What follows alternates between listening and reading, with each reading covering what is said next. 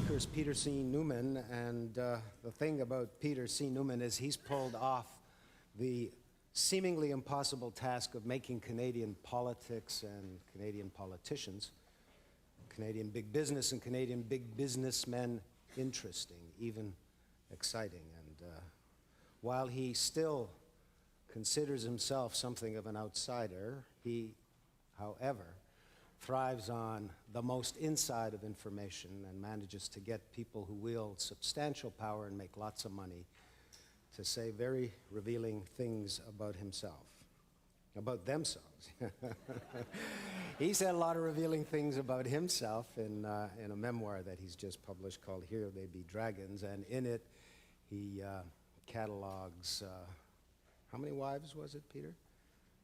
Four wives, 22 books, millions of copies sold, and at one time this man had editorial control of both the largest newspaper in the country and the largest news magazine in the country. Not at the same time, but significant amount of influence, which is to say he's had quite a run, quite a career, and I'm very pleased to welcome him here today to our stage.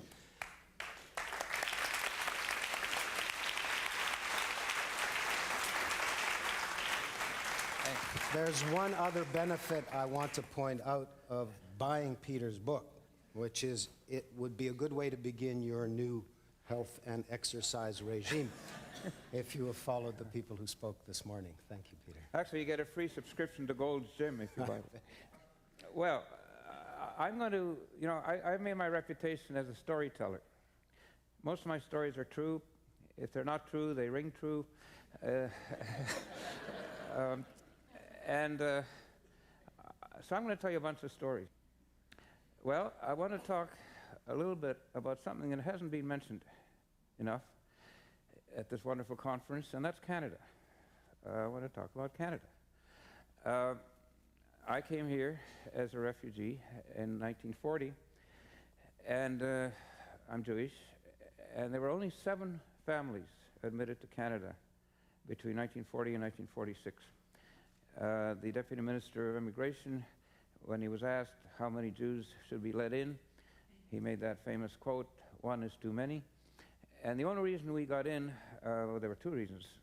One is that my father happened to be at the Czech embassy in Prague, where we lived, where he had a big sugar factory that the Nazis had confiscated.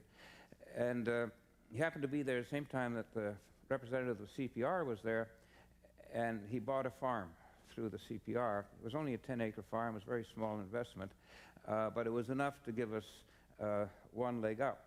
The other leg up was that we had to be baptized as Catholics. We couldn't come in as Jews. And, that wasn't easy, but it saved our lives, and the priest who did it knew what he was doing, and so did we.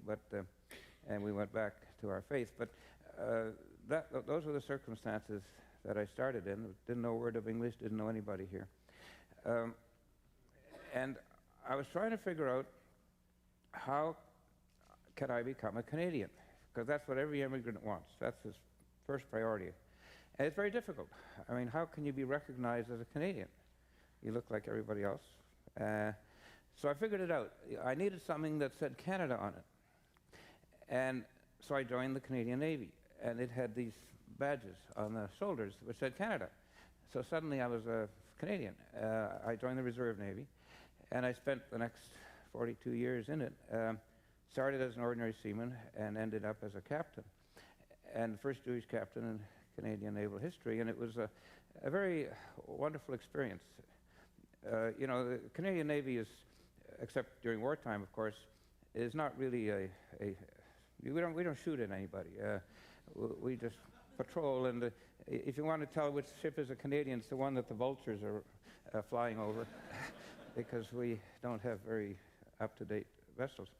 But I wanted to just tell you, talking about storytelling, the height of my naval career, when I was sent to Pearl Harbor by the admiral in charge of the West Coast to negotiate an agreement with the SINCPAC, who was the chief admiral of the American fleet in Pearl Harbor. And the idea was that our navies would maneuver together and seemed like a good idea. So anyway, I went to see this guy, and he was, like most Americans, he was wonderful.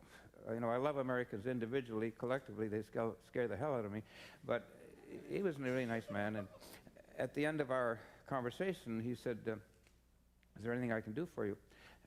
And I said, well, yeah, as a matter of fact, there is. I've never been to Pearl Harbor, probably won't be back. I've seen all the movies, I've read all the books, so I'd like a tour of the harbor. So he said, no problem. And he called in his flag lieutenant. He said, we can't, it's being fixed. So the admiral very grandly said, well, take the admiral's barge. Now, the admiral's barge is a very specific and very honored vessel. It's a vintage wooden motorboat, large and beautiful, beautifully kept. So next morning I appeared. We got on the admiral's barge. There was a grizzled coxswain in charge of it, and seamen at the back doing exercises with oars and stuff like that. And we went to the Arizona, paid tribute to the dead Pearl Harbor attack. And then coxswain said, what would you like to do now? And I said, well, let's just go out towards the ocean. And Pearl Harbor is pretty big. So we spent a couple of hours going towards the ocean. And suddenly I see the coxswain's face freeze in terror. And I look up, and there's a bunch of skyscrapers coming towards us. The skyscrapers turn out to be the Third Fleet coming off maneuvers, cruisers and missile carriers, and just a huge, like 100 times the size of all the Canadian Navy. And they're all coming towards it. Now, they see the admiral's barge, so they immediately go into high salute with flags and whistles, and the crews lined up on the side of the ships, and the coxswain's going like this. They pay no attention. And now there's a etiquette here, as in all services. If you salute, you can't stop saluting until you're saluted back. So I got on the saluting platform and brought the Third Fleet into Pearl Harbor.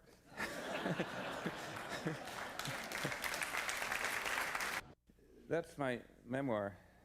It's 734 pages. And it was a real gamble. People forget that authors are the ultimate entrepreneurs. I mean, every 4 years you produce something worth $40 that nobody needs. And I was lucky. I mean, it was bestseller list for 20 weeks, and it did very well. But only because I tell stories, and I want to say a word about that. Most authors appeal to the brain of the reader. And I'm talking about non-fiction authors. And there's nothing wrong with that, except I don't think it's enough. I think in the television age, you've got to go beyond merely passing on information. You have to entertain the reader in the process, and that's why I tell stories. I'm at a Rosedale party, establishment party, and asked the hostess for a glass of water, and she says, we never drink it, fuck in it. And that's the way one of my establishment books starts. And suddenly you realize this is not going to be a dusty, intimidating book. This is going to be fun. Or in this case, I overhear two debutantes talking. One is saying to the other, do you believe in sex before marriage? And the other one says, well, no, not if it holds up to ceremony. And the books are full of things like that. So the reader is carried along. But, I believe that artists see, musicians hear, and writers feel. So I try to pass on my feelings. Moses mentioned that I was married 4 times, and that there's a lot of feelings involved in...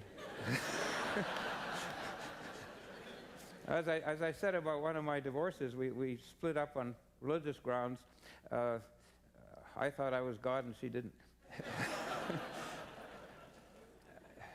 Oh, it's been a fun life, and I've done a lot of things. But, and I'll talk about the establishment for a moment.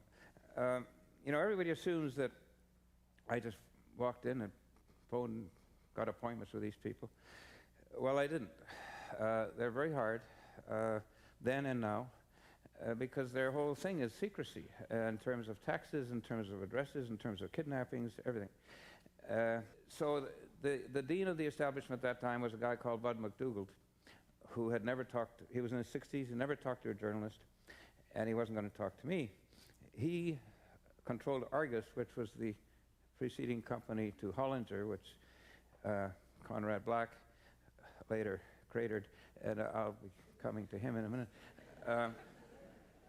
Anyway, it had assets at that time, which would be the late 60s, about $1 billion, which was a lot for Canada. And so I got a hold of his friends' names, and I started to have lunch with them. And during the lunch, I'd say, you know, Bud McDougall won't talk to me, so I have to write about his $2 billion company. And they'd say, oh, no, it's lucky if he's worth $1 billion. Anyway, I knew that as soon as lunch was over, they'd be on the phone to him saying, there's this crazy guy out there, you better talk to him because he's going to say you're worth $2 billion, et cetera. And that's how it worked. Now, I've got the yellow light, so I'm going to stop talking about the establishment because something very important I want to say to you. And I want to talk about Canada. You know, let me just make 4 points to you. One, never, ever take being Canadian for granted. Those of us who are immigrants don't. And you shouldn't either, because this country has the mandate of heaven. And if you take it for granted, you're reducing it. You shouldn't. Everybody out there wants to come here. They must know something that we don't. Secondly, touch the earth. Don't just fly over Canada. Get a car, train if you can find it, and travel, go across the country by car and touch the earth. See what a wonderful, magical country this is. Thirdly, remember the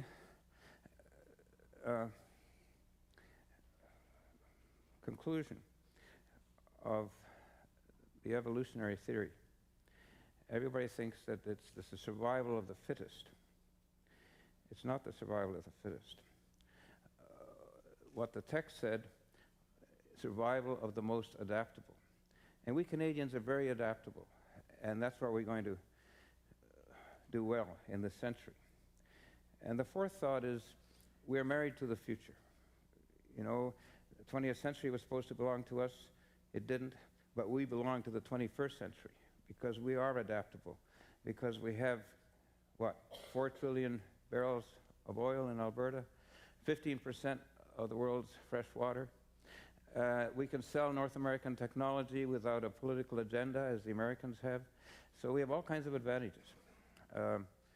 So trust me, it's great to be Canadian, and I particularly want this group to know how I feel, because I don't think we've put enough emphasis on that in this session. And to end, I was in Rishabukto in New Brunswick one time, and you know, when a reporter goes to a place he's never been, you try to look for somebody who seems to have lived there. And I found this fisherman puffing his pipe on a wharf. And I said to him, just to start a conversation, I said, have you lived here all your life?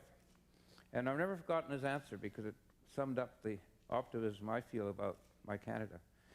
When I said, have you lived here all your life? He said, no, not yet. Thank you very much.